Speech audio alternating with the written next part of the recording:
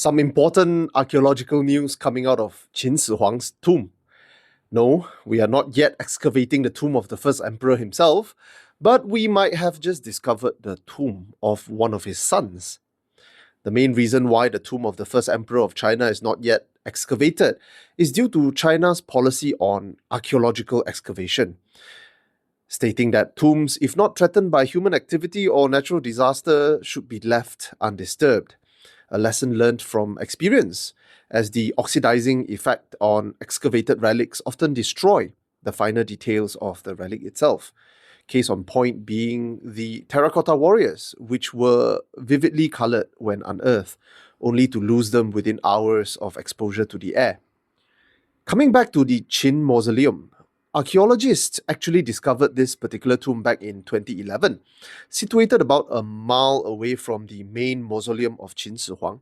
But the decision to excavate the tomb was only made in 2024, when heavy rain threatens to flood the site of the tomb. Due to the advanced state of decay of the coffin, archaeologists decided to excavate the entire coffin, along with the soil around it, in one large parcel and bring it into a controlled environment to better facilitate excavation and recovery process.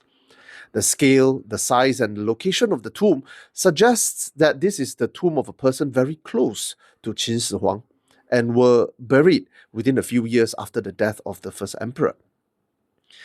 But why did some archaeologists suspect this might be the tomb of Prince Gao himself?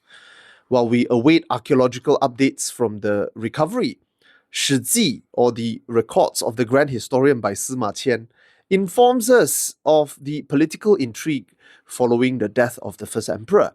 For reasons to elaborate to explain here, Hu Hai, the youngest son of Qin Shi Huang, ended up ascending to the throne of his father instead of the crown prince Fu Su. Upon his ascension, Hu Hai began a purging campaign of everyone that may pose a threat to his position. This includes every single one of his brothers.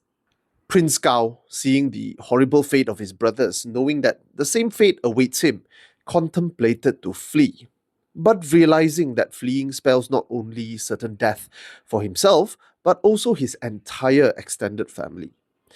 As such, he devised a plan hoping to achieve the best outcome with minimal harm to his extended family.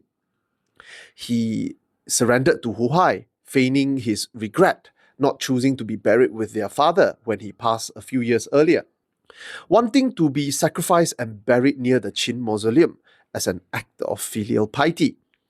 Hu Hai was, of course, delighted at this offer and swiftly approved his political opponent's suicide and held a grand send-off for his brother. Now, how true is this account by Sima Qian in the Shiji, you ask?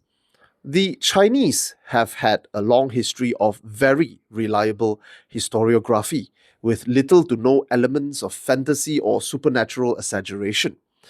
And while the Shiji had not been proven to be 100% accurate, modern archaeology have in multiple instances corroborated the records of the Shiji, suggesting that at the very least, Sima Qian's work was largely reliable.